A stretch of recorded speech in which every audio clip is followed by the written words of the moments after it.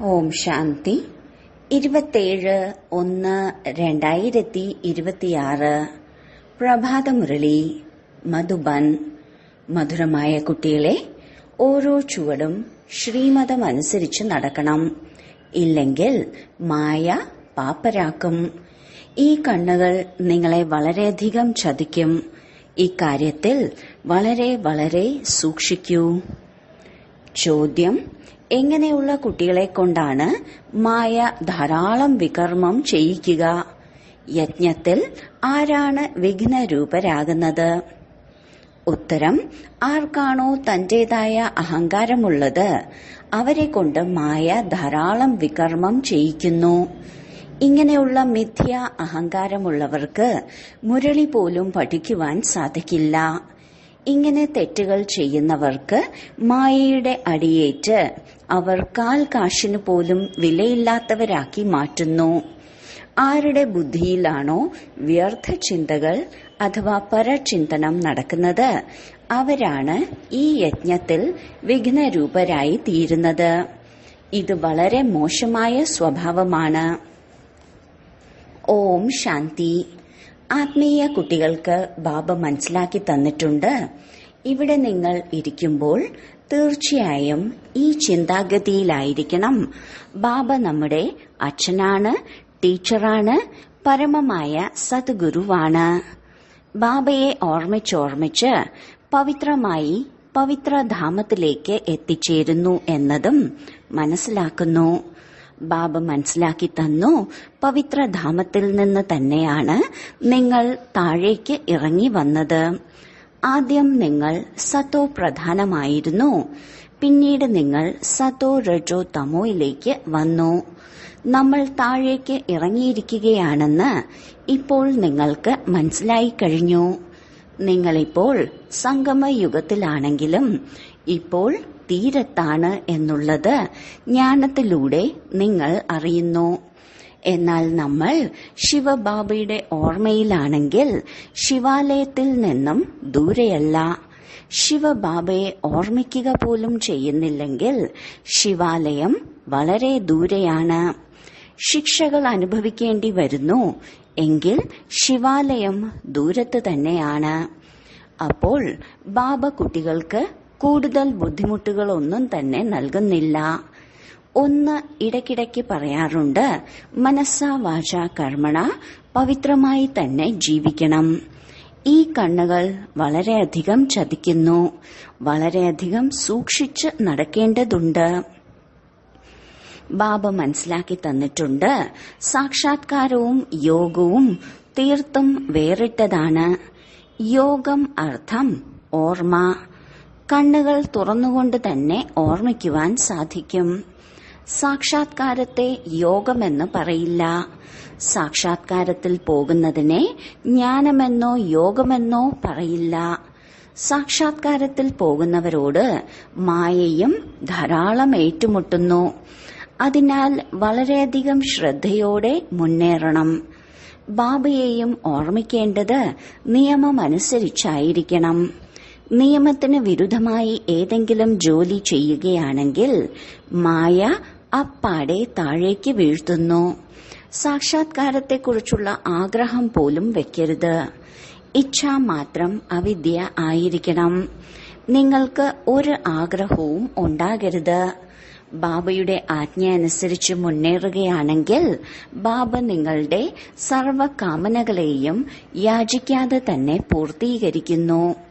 അഥവാ ബാബയുടെ ആജ്ഞ ലംഘിച്ച് തലകീഴായ വഴി തിരഞ്ഞെടുക്കുന്നു എങ്കിൽ സ്വർഗത്തിലേക്ക് പോകുന്നതിന് പകരം നരകത്തിലേക്ക് വീഴാൻ സാധ്യതയുണ്ട്.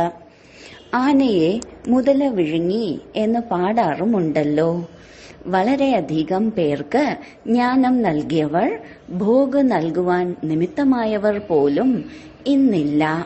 കാരണം നിയമം ലംഘിക്കുന്നു. എങ്കിൽ പൂർണമായും മായാവിയായി തീരുന്നു. ദേവതയാകാൻ വേണ്ടി പുരുഷാർത്ഥം ചെയ്യവേ വീണ്ടും അസുരനായി തീരുന്നു. അതുകൊണ്ട് ഈ മാർഗത്തിലൂടെ മുന്നേറുമ്പോൾ വളരെ ശ്രദ്ധിക്കണം. സ്വയം തന്റെ മേൽ നിയന്ത്രണം വെക്കണം. ബാബ കുട്ടികൾക്ക് മുന്നറിയിപ്പ് നൽകുന്നു. ശ്രീമതം ലംഘിക്കരുത്. ആസുരീയ മതം അനുസരിച്ചതിലൂടെയാണ് നിങ്ങളുടെ ഇറങ്ങുന്ന കലയായി തീർന്നത്. എവിടെ നിന്നും എവിടേക്ക് ഒറ്റയടിക്ക് പതിച്ചു, ഒറ്റയടിക്ക് താഴേക്ക് വീണുപോയി. ഇനിയും ശ്രീമതം പാലിക്കുന്നില്ലെങ്കിൽ ശ്രദ്ധയില്ലാത്തവരാകുന്നു. എങ്കിൽ തീർച്ചയായും പദവി നഷ്ടമാകുന്നു. ബാബ ഇന്നലെയും മനസ്സിലാക്കി തന്നു, ശ്രീമതത്തിന്റെ ആധാരത്തിലൂടെ അല്ല ചെയ്തതെങ്കിൽ അത് ഡിസർവീസായി തീരുന്നു. ശ്രീമതം വിട്ട് പ്രവർത്തിച്ചു എങ്കിൽ തീർച്ചയായും അധപതിക്കുന്നതാണ്. ആരംഭത്തിൽ ബാബ മാതാക്കളെയാണ് മുന്നിൽ വെച്ചത്. കാരണം കലശം ലഭിക്കുന്നത് മാതാക്കൾക്കാണ്. വന്ദേ മാതരം എന്നാണ് മഹിമ. ബാബ മാതാക്കളുടെ ഒരു കമ്മിറ്റി രൂപീകരിച്ചു. അവരുടെ പേരിൽ സർവ്വതും സമർപ്പണം ചെയ്തു. പെൺകുട്ടികളാണ് വിശ്വസ്തരായിരിക്കുക. പുരുഷന്മാർ പൊതുവെ എല്ലാം കളഞ്ഞു കുളിക്കുന്നവരായിരിക്കും. അതുകൊണ്ടാണ് ബാബ മാതാക്കൾക്ക് കലശം നൽകിയിരിക്കുന്നത്. ഈ ജ്ഞാനമാർഗത്തിൽ ചില മാതാക്കളും പാപ്പരാക്കുന്നവരുണ്ട്. കോടിമടങ്ങ് ഭാഗ്യശാലികളായി മാറുന്നവരും ചിലർ മായയുമായുള്ള യുദ്ധത്തിൽ പരാജയപ്പെട്ട് പാപ്പരാകുന്നവരുമുണ്ട്. ഇവിടെ സ്ത്രീകളും പുരുഷന്മാരും പാപ്പരാകാൻ സാധ്യതയുണ്ട്. ലോകത്തിൽ പുരുഷന്മാർ മാത്രമാണ് പാപ്പരാകുന്നത്. ഇവിടെ നോക്കൂ, എത്ര പേരാണ് പരാജയപ്പെട്ടു പോകുന്നത്. അർത്ഥം പാപ്പരായി തീർന്നില്ലേ? ബാബ മനസ്സിലാക്കി തരുന്നു, ഭാരതവാസികളാണ് പൂർണമായും പാപ്പരാകുന്നത്. മായ എത്ര ശക്തിശാലിയാണ്. നമ്മൾ ആദ്യം ആരായിരുന്നു എന്ന് പോലും മനസ്സിലാക്കുന്നില്ല. എവിടെ നിന്നും എവിടേക്കാണ് അധപതിച്ചത്? ഇവിടെയും ഉയർച്ചയിലേക്ക് പോകവേ പിന്നീട് ശ്രീമതം ലംഘിച്ച് തന്റെ മതമനുസരിച്ച് പോവുകയാണെങ്കിൽ പാപ്പരായി മാറുന്നു. പിന്നീട് അവരുടെ അവസ്ഥ എന്താകുമെന്ന് ചിന്തിച്ചു നോക്കൂ. ലോകത്തിലുള്ള മനുഷ്യർ പാപ്പരായാലും പിന്നീട് 5-6 വർഷങ്ങൾക്ക് ശേഷം വീണ്ടും ഉയരുന്നു. പക്ഷെ ഇവിടെ 84 ജന്മങ്ങളിലേക്ക് പാപ്പരാകുന്നു. പിന്നീട് ഉയർന്ന പദവി നേടാനേ സാധിക്കില്ല. പാപ്പരായി തന്നെ ഇരിക്കുന്നു. മറ്റുള്ളവരുടെ ജീവിതം ഉദ്ധരിച്ചിട്ടുള്ള എത്ര മഹാരഥികൾ അവർ ഇന്നില്ലല്ലോ. പാപ്പരായിരിക്കുകയാണ്. ഇവിടെ നമുക്ക് ധാരാളം ഉയർന്ന പദവി ലഭിക്കുവാൻ സാധിക്കുന്നു. പക്ഷേ ശ്രദ്ധയോടെ ഇരുന്നില്ലെങ്കിൽ മുകളിൽ നിന്നും ഒറ്റയടിക്ക് താഴേക്ക് പതിക്കുന്നു. മായ പൂർണമായും വിഴുങ്ങുന്നു. കുട്ടികൾ വളരെയധികം ശ്രദ്ധാലുക്കളായിരിക്കണം. തന്റെ മതമനുസരിച്ച് അല്ലെങ്കിൽ അവനവന്റെ ഇഷ്ടത്തിന് കമ്മിറ്റികൾ രൂപീകരിക്കുക. ഇതിലൂടെ യാതൊന്നും തന്നെ ലഭിക്കുന്നില്ല. ബാബയുമായി ബുദ്ധിയോഗം വെച്ചാൽ മാത്രമേ സതോ പ്രധാനമായി തീരൂ. ബാബയുടേതായി തീരുന്നതിന് ശേഷം ബാബയുമായി യോഗം വെക്കുന്നില്ലെങ്കിൽ ശ്രീമതം ലംഘിക്കുന്നു. എങ്കിൽ ഉടനെ താഴേക്ക് പതിക്കുന്നു. ബാബയുമായുള്ള സംബന്ധം തന്നെ മുറിഞ്ഞു പോകുന്നു. ബുദ്ധിയോഗം ബാബയുമായി ആയിരിക്കില്ല. ബാബയുമായുള്ള സംബന്ധം മുറിഞ്ഞു പോയാൽ പരിശോധിക്കണം, മായ നമ്മെ എന്തിനാണ് ഇത്രയും ബുദ്ധിമുട്ടിക്കുന്നത് എന്ന്. പ്രയത്നിച്ച് തന്നെ ബാബയുമായുള്ള ബന്ധം യോജിപ്പിക്കണം. ഇല്ലെങ്കിൽ എങ്ങനെ ബാറ്ററി ചാർജ് ആകും? വികർമ്മം ചെയ്യുന്നതിലൂടെ ബാറ്ററി കാലിയാകുന്നു. ഉയർച്ചയിലേക്ക് പോകവേ താഴേക്ക് പതിക്കുന്നു. ഇതുപോലുള്ള ധാരാളം കുട്ടികളുണ്ട്. ആരംഭത്തിൽ എത്ര പേരാണ് വന്ന് ബാബയുടേതായി തീർന്നത്? ഭട്ടിയിൽ ധാരാളം പേരുണ്ടായിരുന്നു. ഇപ്പോൾ അവരെല്ലാം എവിടെ? എല്ലാവരും താഴേക്ക് വീണുപോയി. കാരണം പഴയ ലോകത്തെ ഓർമ്മ വന്നു. ഇപ്പോൾ ബാബ പറയുന്നു, ഞാൻ നിങ്ങൾക്ക് പരിധിയില്ലാത്ത വൈരാഗ്യം വരുത്തുകയാണ്. ഈ പഴയ പതിത ലോകത്തോട് ഹൃദയത്തിന്റെ പ്രീതി വെക്കരുത്. സ്വർഗത്തോടായിരിക്കണം ഹൃദയത്തിന്റെ പ്രീതി വെക്കേണ്ടത്. തീർച്ചയായും പ്രയത്നമാണ്. അഥവാ ഈ ലക്ഷ്മി നാരായണനായി മാറാൻ ആഗ്രഹിക്കുന്നുവെങ്കിൽ തീർച്ചയായും പ്രയത്നിക്കണം. ബുദ്ധിയോഗം ഒരേയൊരു ബാബയുമായി മാത്രമായിരിക്കണം. പഴയ ലോകത്തോട് വൈരാഗ്യമുണ്ടായിരിക്കണം. ശരി, പഴയ ലോകത്തെ മറക്കണം. പക്ഷേ എന്തിനെയാണ് ഓർമ്മിക്കേണ്ടത്? ശാന്തിധാമത്തെയും സുഖധാമത്തെയും. എത്ര സാധിക്കുന്നുവോ ഇരിക്കുമ്പോഴും എഴുന്നേൽക്കുമ്പോഴും നടക്കുമ്പോഴും കറങ്ങുമ്പോഴും ബാബയെ ഓർമ്മിക്കണം. പരിധിയില്ലാത്ത സ്വർഗത്തെയും ഓർമ്മിക്കണം. ഇത് തീർത്തും സഹജമാണ്. അഥവാ ഈ രണ്ട് ആശകളിൽ നിന്നും തലകീഴായി നടക്കുന്നുവെങ്കിൽ തീർച്ചയായും പദവി ഭ്രഷ്ടമാകുന്നു. നിങ്ങൾ ഇവിടേക്ക് വന്നത് തന്നെ നരനിൽ നിന്നും നാരായണനായി മാറുന്നതിനായാണ്. എല്ലാവരോടും നിങ്ങൾ ഇത് തന്നെയാണ് പറയുന്നതും. നിങ്ങൾക്ക് തമോ പ്രധാനത്തിൽ നിന്ന് സതോ പ്രധാനമായി തീരണം. കാരണം ഇത് മടക്ക യാത്രയ്ക്കുള്ള സമയമാണ്. ലോകത്തിന്റെ ചരിത്രവും ഭൂമിശാസ്ത്രവും ആവർത്തിക്കുക അർത്ഥം സ്വർഗത്തിൽ നിന്നും നരകം, പിന്നീട് വീണ്ടും നരകത്തിൽ നിന്ന് സ്വർഗം ആകുന്നു. ഈ ചക്രം കറങ്ങിക്കൊണ്ടിരിക്കുന്നു. ഇവിടെ സ്വദർശന ചക്രധാരിയായിരിക്കൂ എന്ന് ബാബ മനസ്സിലാക്കി തന്നിട്ടുണ്ട്. നമ്മൾ എത്ര തവണ ഈ ചക്രം കറങ്ങി എന്നതിന്റെ തന്നെ സ്മൃതിയിലിരിക്കണം. നമ്മൾ സ്വദർശന ചക്രധാരികളാണ്. ഇനി വീണ്ടും ദേവത ആകുന്നു. ലോകത്തിൽ മറ്റാർക്കും തന്നെ ഈ രഹസ്യത്തെക്കുറിച്ച് അറിയില്ല. ഈ ജ്ഞാനം ദേവതകൾക്ക് കേൾപ്പിക്കേണ്ടതായ ആവശ്യമില്ല. അവർ പവിത്രം തന്നെയല്ലേ? അവർക്ക് ശംഖുമുഴക്കാനായി അവരിൽ ജ്ഞാനം തന്നെ ഇല്ലല്ലോ. പവിത്രമായതുകൊണ്ട് അവരെ സൂചിപ്പിക്കേണ്ടതായ ആവശ്യമില്ല.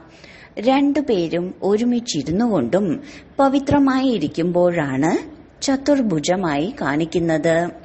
നിങ്ങളെയും സൂചിപ്പിക്കാൻ സാധിക്കില്ല. കാരണം നിങ്ങൾ ഇന്ന് ദേവതയാകുവാനുള്ള പുരുഷാർത്ഥം ചെയ്യുന്നു. പിന്നീട് നാളെ താഴേക്ക് പതിക്കുന്നു. മായ നിങ്ങളെ വീഴ്ത്തുന്നു. ബാബ നിങ്ങളെ ദേവതയാക്കുന്നു. മായ വീണ്ടും അസുരനാക്കുന്നു. മായ അനേക പ്രകാരത്തിലുള്ള പരീക്ഷയിടുന്നു. ബാബ എപ്പോഴാണോ ഇതെല്ലാം മനസ്സിലാക്കി തരുന്നത് അപ്പോൾ എല്ലാം മനസ്സിലാകുന്നു. ശരിക്കും തന്റെ അവസ്ഥ താഴേക്ക് വീണുപോയതാണെന്ന് മനസ്സിലാക്കുന്നു. എത്ര പാവങ്ങളായ കുട്ടികളാണ് തന്റെ സർവ്വതും ശിവബാബയുടെ ഖജനാവിൽ സമർപ്പണം ചെയ്തതിന് ശേഷവും മായയോട് തോറ്റുപോകുന്നത്. ശിവബാബയുടേതായി മാറിയതിനു ശേഷവും എന്തുകൊണ്ടാണ് ബാബയെ മറക്കുന്നത്? ഇതിൽ ഓർമ്മയുടെ യാത്ര വളരെയധികം മുഖ്യമാണ്. യോഗത്തിലൂടെ തന്നെയാണ് പവിത്രമാകേണ്ടത്. ജ്ഞാനത്തോടൊപ്പം തന്നെ പവിത്രതയും ആവശ്യമാണ്. നിങ്ങൾ ബാബയെ വിളിക്കുന്നത് തന്നെ വരൂ, വന്ന് ഞങ്ങളെ സ്വർഗത്തിലേക്ക് പോകുന്നതിനായി പവിത്രമാക്കി മാറ്റൂ എന്ന് പറഞ്ഞാണ്. പാവനമായി ഉയർന്ന പദവി നേടുന്നതിനാണ് ഓർമ്മയുടെ യാത്ര. വിട്ടുപോയവരെല്ലാവരും എന്തെങ്കിലുമൊക്കെ ജ്ഞാനം കേട്ടിട്ടുണ്ടെങ്കിൽ തീർച്ചയായും അവർ ശിവാലയത്തിലേക്ക് വരിക തന്നെ ചെയ്യും. പക്ഷേ ഉയർന്ന പദവി ലഭിക്കില്ലെന്ന് മാത്രം.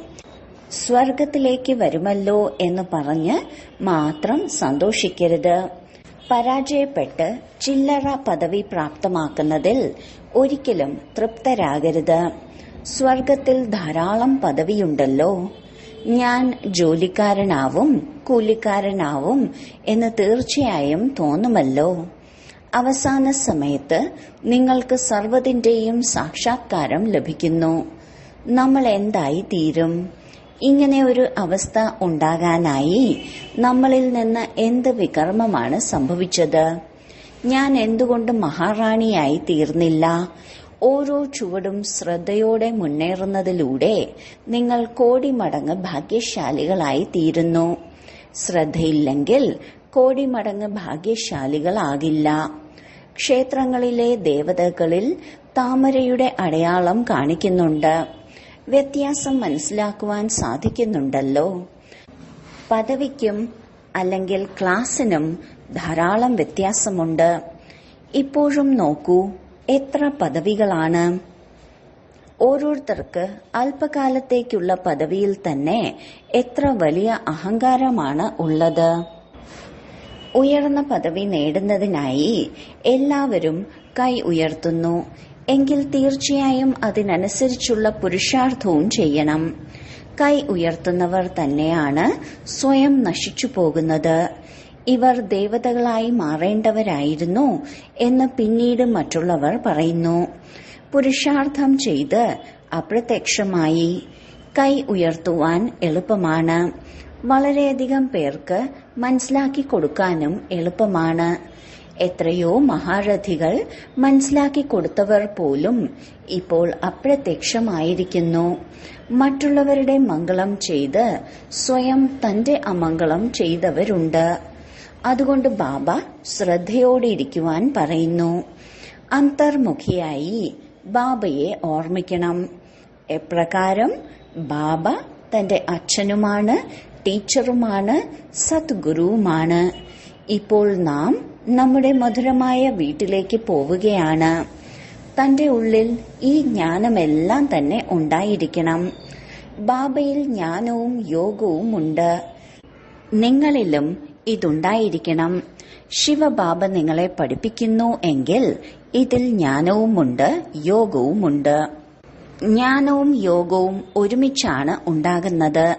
അല്ലാതെ യോഗത്തിലിരുന്നു കൊണ്ട് ശിവബാബയെ ഓർമ്മിക്കുമ്പോൾ ജ്ഞാനം മറക്കണം എന്നല്ല. ബാബ നമ്മെ യോഗം പഠിപ്പിക്കുമ്പോൾ ജ്ഞാനം മറക്കാറുണ്ടോ? മുഴുവൻ ജ്ഞാനവും ബാബയിലുണ്ട്. നിങ്ങൾ കുട്ടികളിലും ഈ ജ്ഞാനം ഉണ്ടായിരിക്കണം. പഠിക്കണം. ഞാൻ എങ്ങനെയുള്ള കർമ്മമാണോ ചെയ്യുന്നത്, എന്നെ കണ്ട് അത് മറ്റുള്ളവരും അനുകരിക്കുന്നു. ഞാൻ മുരളി പഠിക്കുന്നില്ലെങ്കിൽ മറ്റുള്ളവരും പഠിക്കില്ല. ഞാൻ ദുർഗതിയിലേക്ക് പോകുന്നുവെങ്കിൽ മറ്റുള്ളവരും ദുർഗതി പ്രാപിക്കുന്നു. അപ്പോൾ ഞാൻ മറ്റുള്ളവരെ വീഴ്ത്തുവാൻ നിമിത്തരാകുന്നു. പല കുട്ടികളും മുരളി പഠിക്കുന്നില്ല. മിഥ്യാ അഹങ്കാരത്തിലേക്ക് വരുന്നു. മായ ഉടൻ തന്നെ യുദ്ധം ചെയ്യുന്നു. ഓരോ ചുവടും ശ്രീമതം സ്വീകരിക്കണം. ഇല്ലെങ്കിൽ എന്തെങ്കിലുമൊക്കെ വികർമ്മം സംഭവിക്കുന്നു. വളരെയധികം കുട്ടികൾ തെറ്റുകൾ ചെയ്യുമ്പോൾ അവരുടെ സത്യനാശം സംഭവിക്കുന്നു. തെറ്റുകൾ ചെയ്യുമ്പോൾ മായയുടെ അടിയേറ്റ് ഒന്നിനും കൊള്ളാത്തവരായി തീരുന്നു. ഇതിൽ വളരെയധികം വിവേകം പ്രയോഗിക്കണം. അഹങ്കാരത്തിലേക്ക് വരുന്നതിലൂടെ മായ വളരെയധികം വികർമ്മം ചെയ്യിക്കുന്നു. എപ്പോഴെങ്കിലും കമ്മിറ്റി രൂപീകരിക്കുമ്പോൾ അതിന്റെ നേതാവായി 1-2 സഹോദരിമാരെ വെക്കണം. അവരുടെ അഭിപ്രായമനുസരിച്ച് കാര്യങ്ങൾ മുന്നോട്ടു പോകണം. ലക്ഷ്മിക്കല്ലേ കലശം നൽകുന്നത്. അമൃത് കുടിപ്പിക്കുമ്പോൾ അവിടെ അസുരനും വന്ന് അത് പാനം ചെയ്തിരുന്നു എന്ന ഒരു കഥയുണ്ടല്ലോ. പിന്നീട് അവർ തന്നെയാണ് യജ്ഞത്തിൽ വിഘ്നങ്ങൾ സൃഷ്ടിച്ചിരുന്നത്. അനേക വിഘ്നങ്ങൾ സൃഷ്ടിക്കുന്നുണ്ട്. മുഴുവൻ ദിവസവും ബുദ്ധിയിൽ പരചിന്തനമാണ്. ഇത് വളരെയധികം മോശമായ സ്വഭാവമാണ്. എന്തെങ്കിലും പ്രശ്നമുണ്ടായി എങ്കിൽ അത് ബാബയോട് റിപ്പോർട്ട് ചെയ്യൂ. ഒരേ ഒരു ബാബയ്ക്ക് മാത്രമേ നമ്മെ നന്നാക്കാൻ സാധിക്കൂ. നിങ്ങൾ ഒരിക്കലും നിയമം കയ്യിലെടുക്കരുത്. നിങ്ങൾ ബാബയുടെ ഓർമ്മയിൽ ഇരിക്കൂ. എല്ലാവർക്കും ബാബയുടെ പരിചയം നൽകിയാൽ മാത്രമേ ലക്ഷ്മി നാരായണന് സമാനമായി മാറാൻ സാധിക്കൂ. മായ ഒരാളെ പോലും വെറുതെ വിടില്ല. വളരെയധികം കടുത്തതാണ്. സദാ ബാബയ്ക്ക് തന്റെ വാർത്തകൾ നൽകണം. ബാബയിൽ നിന്ന് നിർദ്ദേശങ്ങൾ സ്വീകരിച്ചുകൊണ്ടേയിരിക്കണം. ബാബ എല്ലാ നിർദ്ദേശങ്ങളും നൽകിക്കൊണ്ടിരിക്കുന്നുണ്ട്. ബാബ തന്നെ സ്വതവേ ഈ കാര്യങ്ങളെക്കുറിച്ച് മനസ്സിലാക്കി തന്നിട്ടുണ്ട് എന്ന് കുട്ടികളും പറയാറുണ്ട്. അപ്പോൾ ബാബ അന്തർയാമിയല്ലേ? ബാബ പറയുന്നു, ഞാൻ അന്തർയാമി അല്ല, പക്ഷെ ജ്ഞാനം പഠിപ്പിക്കുന്നു. ഇതിൽ അന്തർയാമിയുടെ കാര്യമില്ല. ബാക്കി ഇതെല്ലാം തന്റെ കുട്ടികളാണെന്ന് ബാബയ്ക്കറിയാം. ഓരോരുത്തരുടെയും ഉള്ളിലുള്ള ആത്മാവ് എന്റെ കുട്ടികളാണ്. അല്ലാതെ ബാബ എല്ലാവരിലും ഇരിക്കുന്നുവെന്നല്ല. മനുഷ്യർ ഇതിനെ തലകീഴായി മനസ്സിലാക്കുന്നു. ബാബ പറയുന്നു, എല്ലാവരുടെയും സിംഹാസനത്തിൽ ആത്മാവ് ഇരിക്കുന്നുണ്ട്. ഇതെല്ലാം എത്ര സഹജമായ കാര്യങ്ങളാണ്. പക്ഷെ തെറ്റായി എല്ലാവരിലും പരമാത്മാവുണ്ടെന്ന് പറഞ്ഞ് പരമാത്മാവിനെ സർവവ്യാപി എന്ന് പറഞ്ഞു. ഇത് ഏറ്റവും വലിയ തെറ്റാണ്. ഈ ഒരു തെറ്റ് കാരണത്താലാണ് ഇത്രയും അധപതിച്ചത്. വിശ്വത്തിന്റെ അധികാരിയാക്കി മാറ്റുന്ന ബാബയെ തന്നെ നിങ്ങൾ ആക്ഷേപിക്കുന്നു.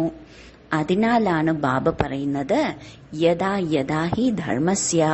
ബാബ ഇങ്ങോട്ട് വരുമ്പോൾ കുട്ടികൾ നല്ല രീതിയിൽ വിചാരസാഗര മന്ഥനം ചെയ്യണം. ജ്ഞാനത്തിനു മേൽ വളരെയധികം മന്ഥനം നടത്തണം. ഇതിനുവേണ്ടി സമയം തന്നെ കണ്ടെത്തണം. അപ്പോഴേ നിങ്ങൾക്ക് അവനവന്റെ മംഗളം ചെയ്യാൻ സാധിക്കൂ. ഇതിൽ ചിലവിന്റെ കാര്യമൊന്നുമില്ലല്ലോ. ആരും വിശന്ന് മരിക്കുവാനും പോകുന്നില്ല. ആര് എത്രത്തോളം ബാബയിൽ തന്റെ സർവ്വതും സമർപ്പണമാക്കുന്നുവോ അത്രത്തോളം അവരുടെ ഭാഗ്യമുണ്ടാകുന്നു. ബാബ മനസ്സിലാക്കി തന്നിട്ടുണ്ട്, ജ്ഞാനം, ഭക്തി, അതിനുശേഷം വൈരാഗ്യമാണ്. വൈരാഗ്യം അർത്ഥം സർവ്വതും മറക്കേണ്ടതായിയുണ്ട്. സ്വയത്തെ ഈ ശരീരത്തിൽ നിന്ന് വേറിട്ട ആത്മാവാണെന്ന് മനസ്സിലാക്കണം. ഞാൻ ആത്മാവ് ഈ ശരീരത്തിൽ നിന്നും ഇപ്പോൾ പോയിക്കൊണ്ടിരിക്കുകയാണ്. ശരി, വളരെ കാലത്തെ വേർപാടിനു ശേഷം തിരികെ കിട്ടിയ മധുരമായ കുട്ടികളെ പ്രതി മാതാപിതാവായ ബാബ്ദാദയുടെ സ്നേഹസ്മരണയും പുലർക്കാല വന്ദനവും. ആത്മീയ അച്ഛന്റെ ആത്മീയ കുട്ടികൾക്ക് നമസ്കാരം. ധാരണയ്ക്കുള്ള മുഖ്യസാരം: 1. സ്വയം തന്റെ മേൽ നിയന്ത്രണം വേണം. ശ്രീമത്തിൽ ഒരിക്കലും ഉപേക്ഷ കാണിക്കരുത്. വളരെയധികം ശ്രദ്ധയോടെ ഇരിക്കണം. ഒരിക്കലും ഒരു നിയമവും ലംഘിക്കരുത്. 2. അന്തർമുഖിയായി ഒരേ ഒരു ബാബയുമായി ബുദ്ധിയുടെ സംബന്ധം യോജിപ്പിക്കണം. ഈ പതീതവും പഴയതുമായ ലോകത്തിൽ നിന്നും പരിധിയില്ലാത്ത വൈരാഗ്യമുണ്ടാകണം. ബുദ്ധിയിലുണ്ടായിരിക്കണം, എന്ത് കർമ്മമാണോ ഞാൻ ചെയ്യുന്നത് എന്നെ കണ്ട് മറ്റുള്ളവരും പിന്തുടരും. വരദാനം: ജ്ഞാനത്തിന്റെ പോയിന്റുകൾ ദിനം പ്രതി റിവൈസ് ചെയ്ത് പരിഹാര സ്വരൂപമാകുന്ന ദുഃഖമില്ലാത്ത ലോകത്തിലെ ചക്രവർത്തിയായി ഭവിക്കട്ടെ. ഡയറിയിലോ ബുദ്ധിയിലോ ഉള്ള ജ്ഞാനത്തിന്റെ പോയിന്റുകൾ ദിനം പ്രതി റിവൈസ് ചെയ്യൂ. അതിനെ അനുഭവത്തിൽ കൊണ്ടുവരൂ. എങ്കിൽ ഏത് പ്രശ്നവും സഹജമായി പരിഹരിക്കാൻ കഴിയും. വ്യർത്ഥ സങ്കല്പങ്ങളുടെ ചുറ്റിക കൊണ്ട് പ്രശ്നങ്ങളുടെ കല്ല് തകർക്കുന്നതിൽ സമയം പാഴാക്കരുത്. ഡ്രാമ എന്ന ശബ്ദത്തിന്റെ സ്മൃതിയിലൂടെ ഹൈജമ്പ് നൽകി മുന്നോട്ട് പോകുക. അപ്പോൾ ഈ പഴയ സംസ്കാരങ്ങൾ നിങ്ങളുടെ ദാസനായി മാറും. ആദ്യം ചക്രവർത്തിയാകൂ. സിംഹാസനത്തിൽ ഇരിക്കുക. സ്ലോഗൻ: ഓരോരുത്തർക്കും ബഹുമാനം നൽകുക എന്നാൽ ബഹുമാനം പ്രാപ്തമാക്കുന്നതാണ്.